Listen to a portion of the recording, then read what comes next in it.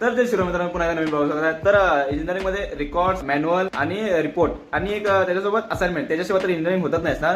आणि मी मोठं काम करणं म्हणजे काय एक सांगा मित्रांनो, 8व्या प्रोग्राम नंतर कुठला प्रोग्राम येते? 9th programme. नाही, मी 9th प्रोग्राम लिहिलो नाही. 9th प्रोग्रामचं क्वेश्चन लिहिलो, खरं लिहिलं कुठला प्रोग्राम? 7वं. त्याला कोणते कुठल्या घुंगेत होतं देवाला माहित. लिहून आता 3 असलेले 3 पेजी पण फाडलो. आता हाय तर 2 पेजी बघायला पाहिजे आता ऍडजस्ट होते का नाही. मी एक तर अर्धा आयुष्य तर एक ग्रुप शोधायला गेले, कुठल्या ग्रुपमध्ये मॅन्युअल आहे देवाला. एवढ्याला कोण टाईप करणार? गप कॉपी पेस्ट करायला बरोबर. कॉपी करायचा, ह्या वेबसाईटवरती येऊन गप पेस्ट करायचं. इंजिनिअरिंग लाईफ पण तसंच झालेलं आहे. कॉपी आणि पेस्ट, कॉपी आणि पेस्ट, त्याच्याशिवाय तर काय चाललेलं नाही. ते पाठ काय झालं. मला वाटलं होतं की कोड तर एवढा लांब आहे आणि आउटपुट तर बारीक असणार. इनपुट पेक्षा तर आउटपुटच लय मोठा आहे. हे झालं तर झालं. लिहायला बघितलं तर पेजेस पण संपली. लास्ट ऑप्शन ग्राफ पेजवरती लिहायची पाळी आलेली. लिहून पण आणि जरा मनाला ती वाटली. तर बघूया नेक्स्ट ब्लॉग मध्ये. Bye bye.